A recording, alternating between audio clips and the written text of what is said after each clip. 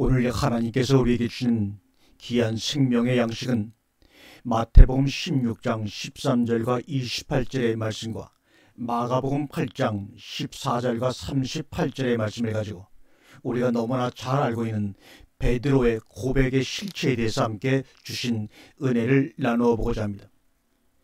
가라사대 너희는 나를 누구라 하느냐? 시몬 베드로가 대답하여 가로되 주는 그리스도시요 살아계신 하나님의 아들이시니이다. 이 유명한 고백 속에 숨겨져 있는 그 실체를 한번 오늘 성령님의 인도하심과 가르침 속에서 함께 나누어 보도록 하겠습니다. 예수께서 제자들이 모인 자리에서 그들에게 물으셨습니다. 너희는 나를 누구라 하느냐? 이에 대하여 주는 그리스도시요 살아계신 하나님의 아들이시니이다 는 베드로의 대답은 많은 설교자들에게 수백 년 동안 오르내리는 구절이기도 합니다. 마요나 시몬아 내가 복이 있도다. 이를 내게 알게 한 이는 혈육이 아니요 하늘에 계신 내 아버지시라는 칭찬과 더불어 계속되는 말씀은 예수의 교회에 대한 예언과 천국의 열쇠 이야기 그리고 자신의 고난과 죽음에 대하여 전개될 일을 말씀하여 주셨습니다. 그런데 예수의 고난과 죽음에 대한 말이 떨어지자 베드로는 아연실색하고 그런 일은 있을 수 없다고 못을 박아 말을 합니다. 그러자 예수는 베드로에게 사탄아 내 뒤로 물러가라. 너는 나를 넘어지게 하는 자로다.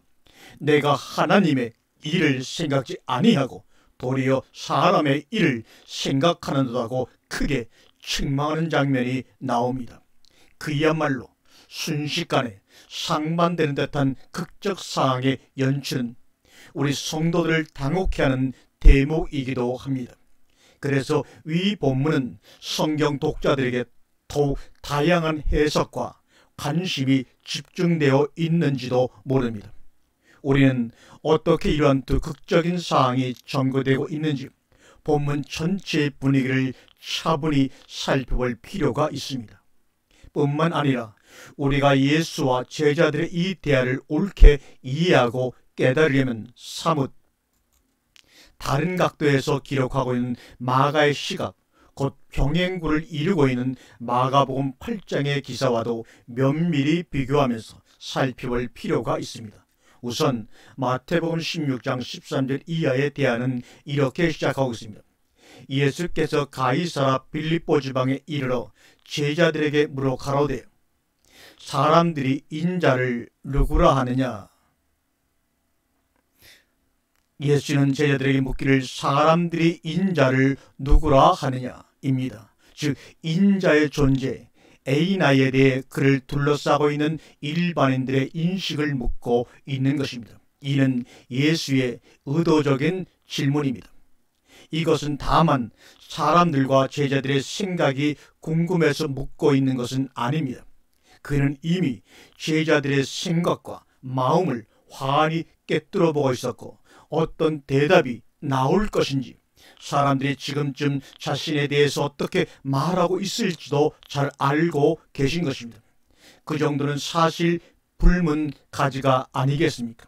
그럼에도 불구하고 그러한 질문을 하고 있는 것은 자신에 대한 신분을 좀 더 구체적으로 제자들에게 노출시키고자 하며 드러내려 함인 것입니다.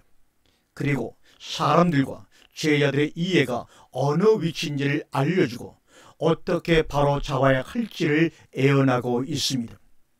그래서 자신에 대해서 형성되고 있는 제자들의 메시아성을 바로 잡아주려 하며 제자들 스스로가 이 사실을 깨닫고 구원에 이르도록 하고자 함인 것입니다.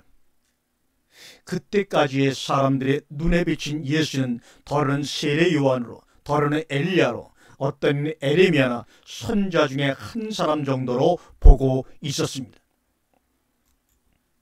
이러한 사실은 제자들의 대답 속에 잘 나타나 있습니다.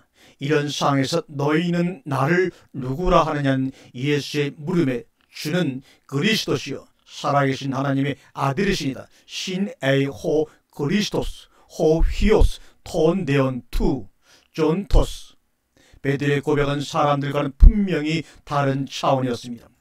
예수를 구약의 예언된 메시아로 보고 있는 베드로의 시각은 뭇사람들과는 확실히 달랐습니다. 예수에 대해 새롭게 인식하고 있는 것입니다. 예수께서 바요나 시몬아 내가 복이 있도다. 이를 내게 알게 한 이는 혈육이 아니요 하늘에 계신 내 아버지시니라고 충분히 칭찬할 만한 대답이 아닙니까? 그런데 이러한 대답을 듣고 난 후 나타나고 있는 예수의 반응은 그가 예수이기 때문이라는 사실만으로 그냥 가볍게 넘겨버릴 수만 없는 요소가 있습니다. 어떠한 시점에서 그러한가? 이에 제자들을 경계하사 자기가 그리스도인 것을 아무에게도 이르지 말라 하시니라. 그러면서 그때로부터 자기가 예루살렘에 올라가 장로들과 대제사장들과 서기관들에게 많은 고난을 받고 죽임을 당하고 제3일에 살아나야 할 것을 제자들에게 비로소 가르치시니라는 대목이 나옵니다. 우리의 상식으로는 당연히 아직 인자에 대해서 뭘 이해하고 있는 저 수많은 사람들에게 바른 지식을 갖도록 제자들을 파송하는 것이 순서일 터인데, 그리스도시며 살아계신 하나님의 아들을 다만 선지자 정도로밖에 보지 못하고 있는 우맹을 한시바삐 깨우치기 위해서라도 이제 예수를 그리스도로 옳게 보고 있는 사랑스러운 제자들을 저들에게도 보내야 하지 않겠습니까? 마치 요한복음 4장에 나오는 수가성의 여인의 경우처럼 내가 그리스도를 만났고 동리 사람들에게 소리 높이 외치므로 믿는 사람이 많아지면 얼마나 좋겠습니까? 왜 사마리아 여인에게는 그런 경계를 주지 않으시고 오늘 우리가 살펴보고 있는 본문의 제자들에게는 이렇게 주의를 주고 계시는 것일까? 우리는 깨달아야 합니다. 우리는 종종 성경을 대하면서 이러한 부분들을 소홀히 넘기며 애매하게 취급합니다. 대부분의 설교자들은 단지 아직 하나님의 애정의 때가 안 되어서 그랬을 것이다라는 식의 막연한 이해에 머물러 있거나 혹은 어물쩍 넘어가기가 일쑤입니다. 그러고 있는 동안 성경은 여전히 그 뜻을 우리들에게 분명히 드러내주기를 유보합니다. 여기서 동기사에 대한 마가복음 8장 27절부터의 기록을 봅니다. 29절에 너희는 나를 누구라 하느냐는 물음에 베드로는 주는 그리스도시니다 시에호 그리스도스 라고 매우 간단하게 표현을 하고 있습니다. 수에호 그리스트. 그리고 마태복음에 나타난 이는 칭찬의 기사가 마가복음에는 나와 있지 않다는 것이 두드러진 특징입니다. 또 마가복음 8장 30절을 주목하여 보면 이에 자기의 일을 아무에게도 말하지 말라 경계하시고, 우리말 번역 성경으로는 마태복음이나 마가복음이 둘 다 똑같이 경계하시고로 번역된 이 부분이 원어 성경에서는 약간 다른 분위기의 다른 단어를 쓰고 있다는 사실입니다. 마태복음에서는 경계하시고를 디아스텔로마이 따로 놓다, 구별하다, 명령하다, 분부하다는 그런 단어를 쓰고 있는데 반해 마가복음에서는 같은 경계하식으로 번역된 단어가 에피티마오를 쓰고 있습니다. 이 에피티마오는 바로 이어서 나오는 30절 예수를 붙잡고 간남회 할 때 간남회가 바로 에피티마오이고, 33절 베드로를 꾸짖어 가라살 때 할 때 꾸짖다로 번역된 단어가 또한 에피티마오입니다. 에피티마오의 사전적 의미는 비난하다, 책망하다, 훈계하다 이며 성경에서 예수님께서 더러운 귀신 혹은 바람과 물결을 꾸짖을 때 이 단어를 사용하고 있습니다. 그렇다면 30절 자기의 일을 아무에게도 말하지 말라 경계하시고 해서 경계하시고의 에피티마오는 오히려 꾸짖는 분위기임을 알 수 있습니다. 번역자가 경계하시고로 번역한 것은 마태복음의 디아스텔로마이를 지나치게 의식한 나머지 번역의 일관성을 위한 과잉 반응이 나은 결과로밖에는 볼 수가 없습니다. 혹은 킹 제임스 버전의 영향을 받아서 그렇게 처리했는지도 모를 일입니다. 왜냐하면 마태복음의 디아스텔로마이와 마가복음의 에피티마오를 킹 제임스 버전에서는 동일하게 차주로 번역하고 있기 때문입니다. 킹 제임스 버전과 의견을 달리하고 있는 번역들도 다수 있습니다.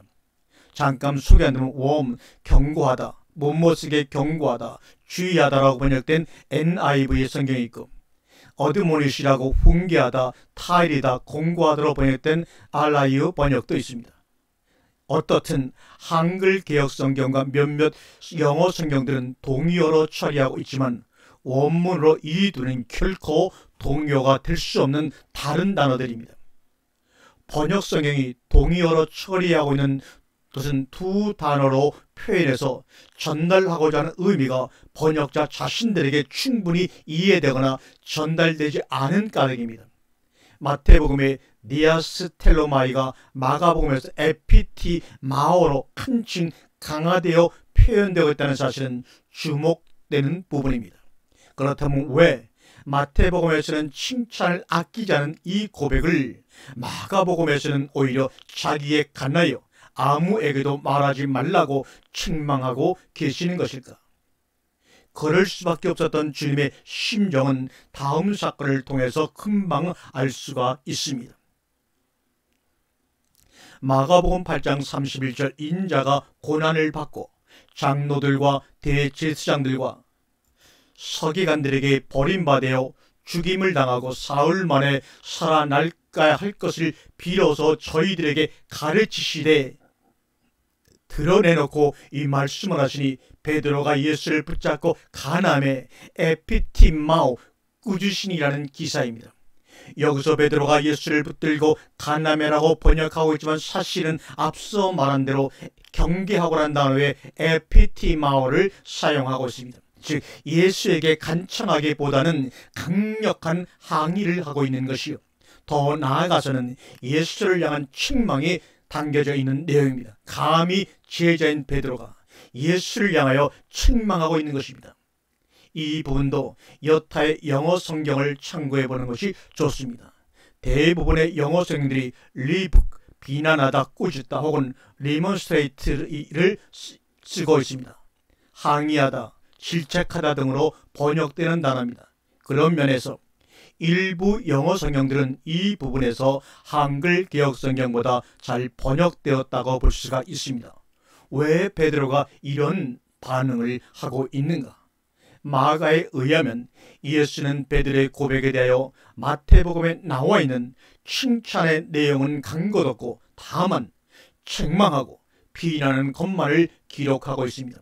그리고 예수께서 장차 진행될 일에 대하여 말씀하셨을 때 왜 베드로는 예수를 향하여 분노하고 더 나아가 그 역시 책망하고 있는가 그 말입니다.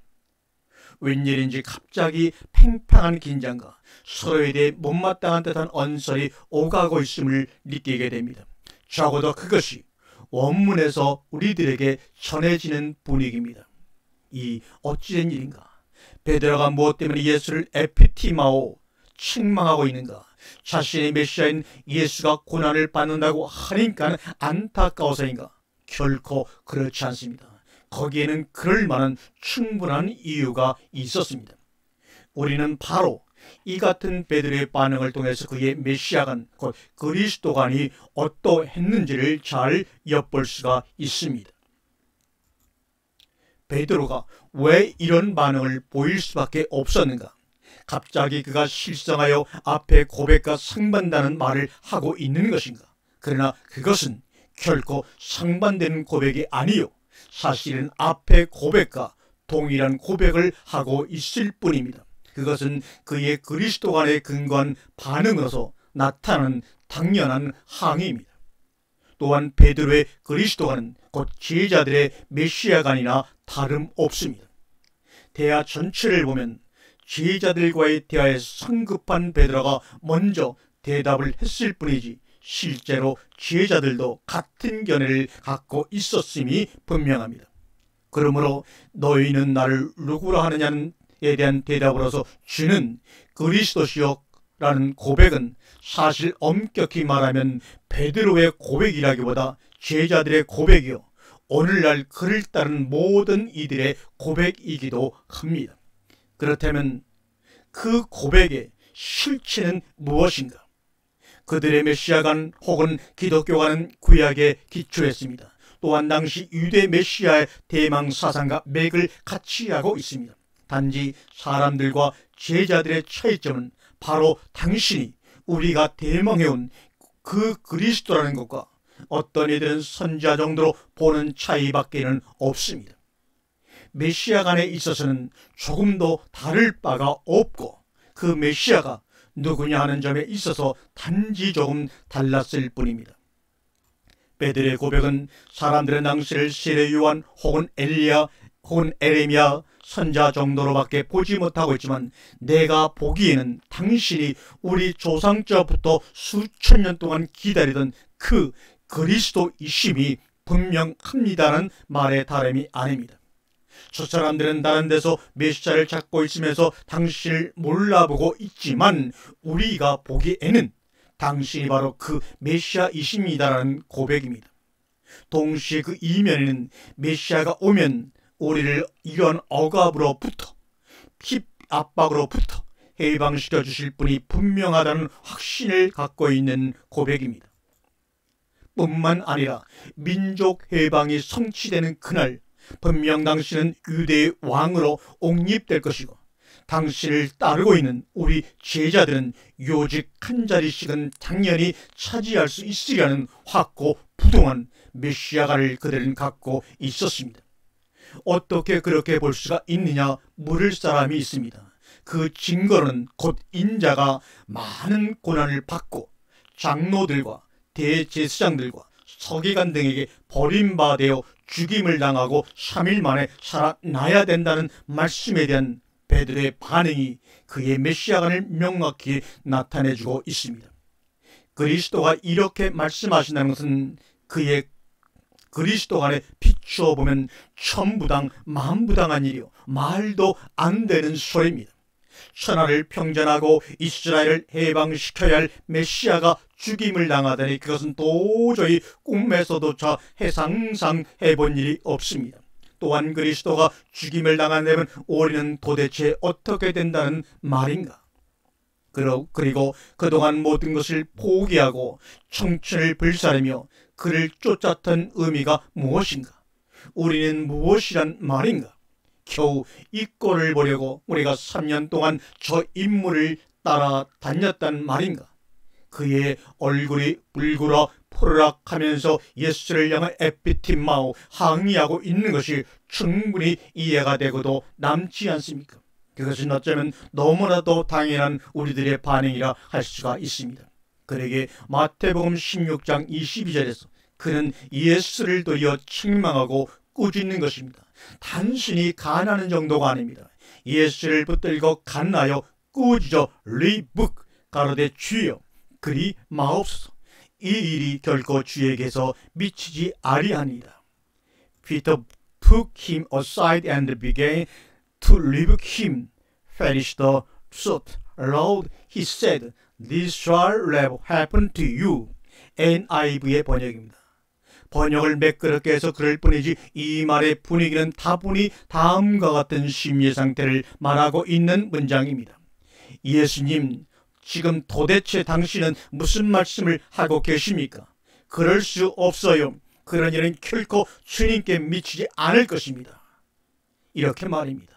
뿐만 아니라 제자들과 베드로의 그리스도관이 철두철미하게 육신적 메시아관이었다는 증거는 성경 많은 곳에 나타나 있습니다.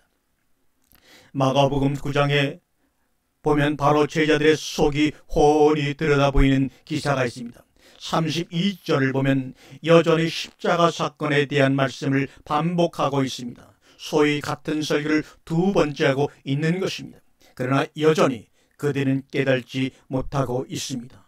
그리고 관심사는 여전히 엉뚱한 데 있습니다. 뿐만 아니라 그들은 감히 두려워서 그것이 무슨 말씀인가 하고 묻지도 못하고 있는 형편입니다. 그 두려움은 과연 어떤 두려움입니까? 오늘날은 깨닫고 있는가? 여전히 모르기는 마찬가지입니다. 도무지 묻지도 않을 뿐더러 물을 필요도 느끼지 않습니다. 당시 현장에서의 제자들이 무슨 말인지 모르던 것을 오늘날은 다 알고 있다고 생각하고 착각하고 있기 때문입니다. 이미 십자가 사건을 잘 알고 있다는 생각은 새롭게 예수가 죽는 것에 대해서 두려워할 필요도 없고 그 죽음에 대해 물을 필요도 없게 되었습니다. 당시의 제자들은 자신들의 살이 걸려있는 것이라서 혹시나 하는 두려움 때문에 감히 묻기조차 두려워하였습니다. 그러나 오늘날 예수 믿는 우리들은 이미 2000년 전에 예수가 죽었기 때문에 두려워해야 할 이유가 전혀 없는 것입니다. 오늘 함께 죽는 죽음이 없기 때문에 당연히 죽음에 대한 두려움도 우리에게는 없는 것입니다. 때문에 예수 하면서도 예수와 상관없는 자가 돼버리고 말았습니다. 예수의 죽음과 나와는 별개의 사건뿐이라는 말입니다. 그래서 오늘날 우리는 예수님을 모릅니다. 오늘의 예수가 아니라 2000년 전의 예수만 믿고 있는 것입니다. 제자들이 깨닫지 못하는 상태에서 관심사는 여전히 동일합니다. 33절에 가버나움에 이르러 집에 계실새 제자들에게 물으시되 너희가 노중에서 서로 토론한 것이 무엇이냐 하시되 저희가 잠잠하니 이는 길에서 서로 누가 크냐는 고 쟁론을 하였음이라고 마가복음 9장 33절에 말씀하고 있습니다. 이것이 아주 적극적으로 표출되어 있는 장면이 마가복음 10장 37절입니다. 여짜오되 주의 영광 중에서 우리를 하나는 주의 우편에 하나는 주의 좌편에 앉게 하여 주옵소서. 물론 이때도 세 번째 동일한 설교를 듣고 난 후의 일입니다. 마가복음 10장 33절 이하를 읽어봅니다. 보라, 우리가 예루살렘에 올라가노니 인자가 대제사장들과 서기관들에게 넘기움에 저희가 죽이기로 결의하고 이방인들에게 넘겨주겠고 그들은 능욕하며 침뱉으며 채찍질하고 죽일 것이니 저는 3일 만에 살아나리라 하시니라. 같은 설교를 3번씩이나 듣고 있지만 그들의 기도하는 내용은 조금도 변하지 않고 있습니다. 이는 세베대 아들 야고보와 요한의 독립될 조국의 조각에 대한 성급한 로비 활동입니다. 어찌 그것이 야고보와 요한만의 기도였겠습니까? 10 제자가 듣고 그 두 형제에 대하여 분이 여기는 장면이 마태복음 20장 24절에 나타나는 걸 보면 그들도 동일한 생각을 가지고 있었습니다. 예수께서 가라사대 너희 구하는 것을 너희가 알지 못하는도다. 너희가 나의 마시는 자를 마시며 나의 받는 세를 받을 수 있느냐 주님이 묻습니다. 이것이 주는 그리스도시요 살아계신 하나님의 아들이십니다라고는 베드로와 제자들의 고백에 숨어있는 실체입니다. 이러한 메시아 사상을 갖고 있는 제자들을 어찌 경계하고 꾸짖지 않으실 수가 있었겠습니까? 혹시라도 그러한 그리스도의 소식이 온 유대에 전파되면 모든 유대인들이 몰려들어 민족 해방의 기치를 내걸고 지도자로 밀어붙이는 사태가 일어나지 않겠으며 마치 혁명 전야와 같은 분위기가 온 유대에 팽배해지지 않겠습니까? 물론 이러한 일은 결국 추후에 도래하고 겪게 되지만 적어도 지금은 아니며 지금 그러한 일이 일어나서는 죽도 밥도 되지 않습니다. 또한 이 시점에서 비로소 자신의 당할 일을 드러내놓고 가르치는 것을 볼 수가 있습니다. 무슨 말입니까? 그들의 그리스도가는 비록 잘못되었지만 그러나 구약에서 예언한 그리스도가 바로 당신이라는 사실을 제자들이 알고 난 후에야 비로소 그들의 잘못된 그리스도관을 교정해 나가고 계십니다. 즉 그런 일이 결코 일어날 수 없습니다라는 하나님의 일이 아닌 사람의 일이요 인간의 관심사일 뿐입니다. 왜 그것이 사람의 일인가?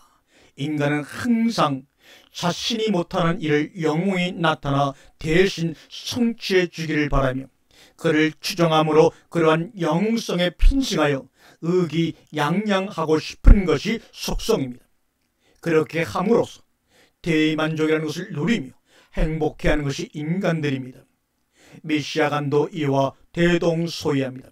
그들의 그리스도가는 예수의 고난과 십자가 사건은 상상도 할 수 없는 일이며 다만 자신들의 꿈과 이상을 그리스도를 통해서 실현시키고자 하는 것뿐입니다.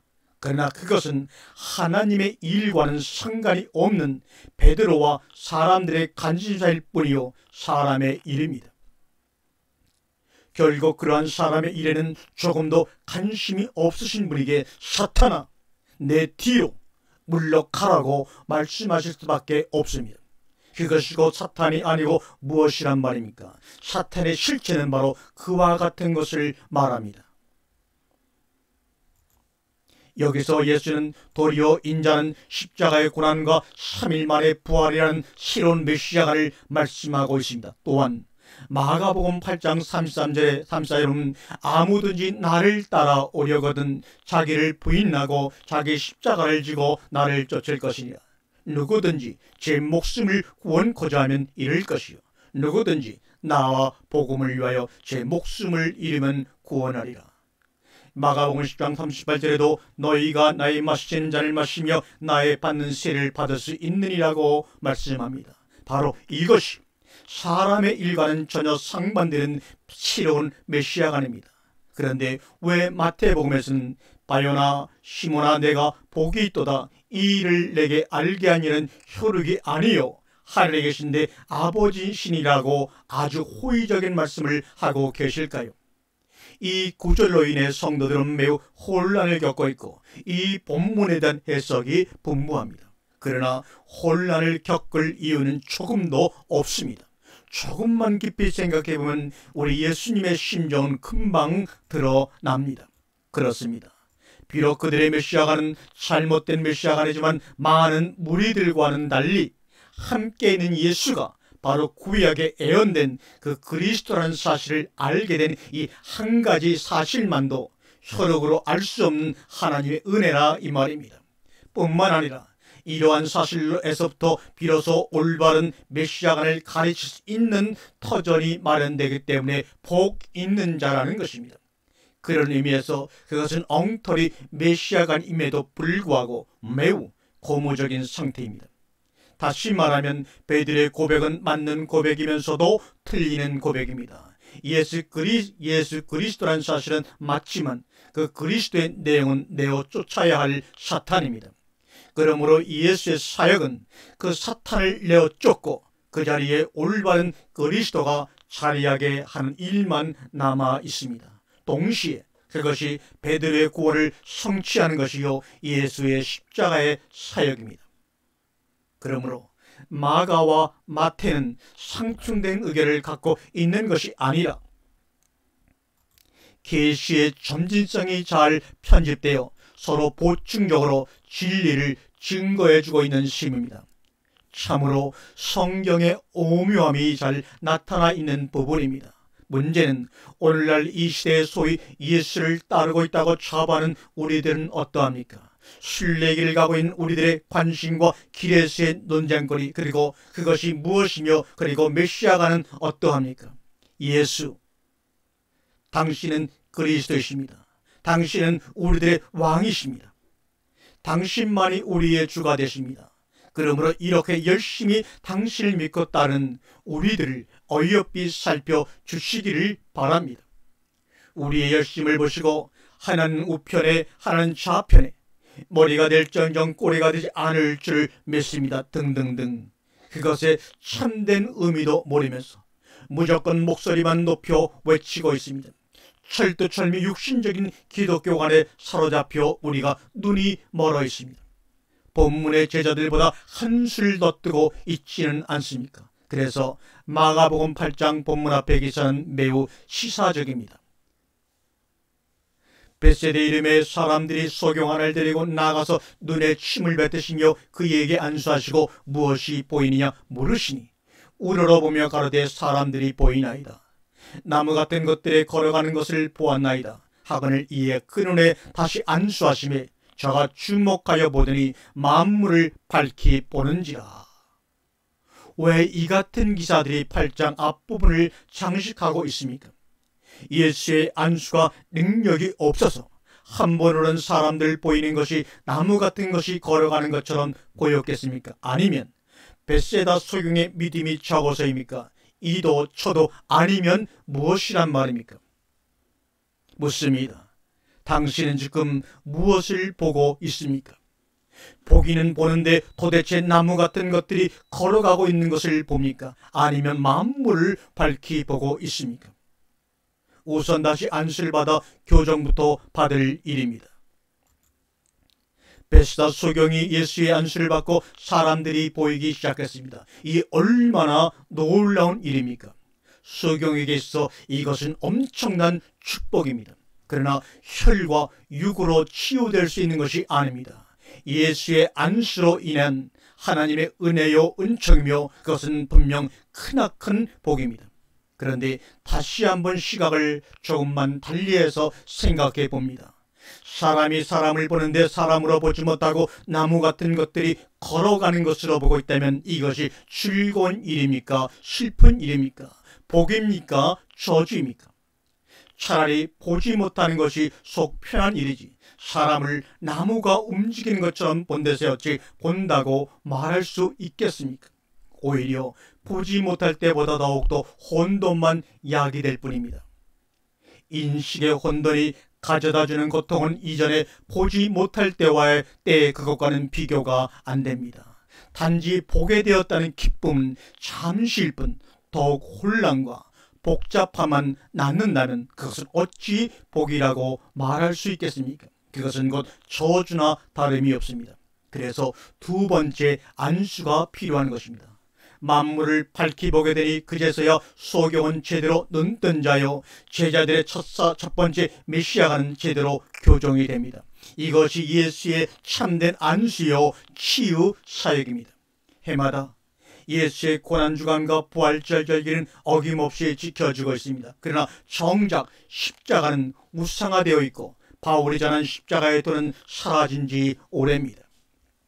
우리 안에 성취되어야 할 이 복음과 십자가의 사건은 전하는 자도 듣는 자도 없습니다. 우리는 쉽게 믿음으로 구원받는다고 합니다. 물론 말은 맞지요. 믿기만 하면 됩니다. 그것은 다만 믿음으로 되는 것입니다. 그러나 그것은 단지 그러한 사실을 인정하고 믿어주는 것을 말하는 것이 아니라는 데 문제가 있습니다. 예수가 자신의 죄를 대신해서 십자가에 죽었다는 사실을 인정하고 믿어준다고 해서 자신의 죄가 없어지는가? 그러한 사실을 인정하지 않든 이미 예수는 십자가에 못 박히셨습니다. 그러한 역사적인 사실을 인정하든지 안 하든지 아무런 상관이 없습니다. 그것을 믿음이라고 한다면 그것은 거짓 증거에 불과합니다. 믿음이란 그런 것에 있는 것이 아닙니다. 믿는다는 말은 곧 십자가의 그리스도와 연합하여 자신이 죽고 그와 연합하여 살아났을 때 십자가를 믿는다는 말이 비로소 성립합니다. 그것이 관념이나 주장이나 맹목적인 신념이 아니라 사실적일 때 그것을 믿음이라고 합니다. 물론 그것은 스스로에게서 일어날 수 있는 것이 결코 아닙니다. 믿음의 주체는 인간에게 있는 것이 아닙니다. 인간은 애초부터 믿을 수 있는 능력이 없습니다. 믿음이 주체가 되어 우리의 눈을 뜨게 하시고 마침내 믿는 자로 이끌어 갈 때만 비로소 우리는 믿을 수 있는 것일 뿐입니다. 그래서 믿음은 은혜요 선물이라고 말씀하지 않습니까? 여전히 보기는 보아도 보지 못하며 사람을 보되 나무가 걸어가고 있는 것처럼 보고 있는 오늘의 기독교. 그래서 예수는 두 번째 안수하시기 위해 오늘도 피를 흘리고 계십니다. 굳이 한 번 더 사족을 달아본다면 첫 번째 안수의 결과 제자들의 눈에 보이는 예수는 선지자 정도보다는 훨씬 진일본 구약에서 예언한 그 그리스도임을 알게 되었습니다. 그러나 그것은 사람들을 보되 마치 나무가 지나가는 것처럼 불투명하게 보았듯이 온전한 그리스도를 보지 못하는 상태였으며 두 번째 안수는 바로 그와 같은 불투명한 눈을 교정하여 참된 그리스도를 갖도록 하는 작업입니다. 그것은 이제부터 진행될 예수의 삶을 통해서요, 제자들과의 관계성 속에서 엮어지는 일입니다. 그것은 인자가 많은 고난을 받고 장로들과 대제사장들과 서기관들에게 버림받아 죽임을 당하고 사흘 만에 다시 살아나야 하는 사건을 통해서만 가능한 일입니다. 안수의 참된 의미가 무엇인지를 짐작케 하는 말씀입니다. 우리는 이제 다시 질문을 해야 합니다. 너희는 나를 누구라 하느냐? 는 물음에 아무런 생각 없이 무조건 대답하려 하지 말고 그 물음에 대해 대물을 수 있어야 합니다. 도대체 당신은 누구입니까? 그리스도는 어떤 분입니까? 당신은 그리스도시요 살아계신 하나님의 아들이라고 답변하기 전에 도대체 그리스도는 무엇이며 누구란 말인가라는 물음에 진지해져 봅시다. 이러한 질문은 아무나 던질 수 있는 것이 아닙니다. 이 물음을 던질 수 있는 사람은 이미 물음에 대한 답변의 반은 확보하고 있는 셈입니다. 본래 질문이란 알고 있는 사람만이 할 수 있게 마련이요, 물음 속에는 이미 답변을 내포하고 있음입니다. 그러한 질문 속에서만 계시는 이루어집니다. 이 물음에 대한 답변은 자신이 누구인가를 묻는 물음과 마찬가지며 본질과 관련한 실존적인 질문입니다. 이것은 단지 설명을 요구하는 질문이거나 해석을 요청하는 질문이 아닙니다. 이 질문은 하나님은 존재하느냐 하지 않느냐는 질문과도 전혀 성격을 달리하는 질문입니다. 이미 존재에 대한 질문과는 차원을 달리합니다. 이는 현재 나는 무엇을 할 것이냐와 깨를 같이 하는 질문이요, 너희는 나를 누구라 하느냐는 하나님의 질문에 성실하게 응하는 대물음입니다. 당신은 정말 누구십니까? 아무든지 나를 따라오려거든 자기를 부인하고 자기 십자가를 지고 나를 쫓을 것이니라. 내가 너희 중에서 예수 그리스도와 그의 십자가에 못 박히신 것 외에는 아무것도 알지 아니하기로 작정하였습니다. 너희가 나의 마시는 잔을 마시며 나의 받는 세례를 받을 수 있느니라. 주님이 오늘 우리에게 말씀하십니다. 아멘.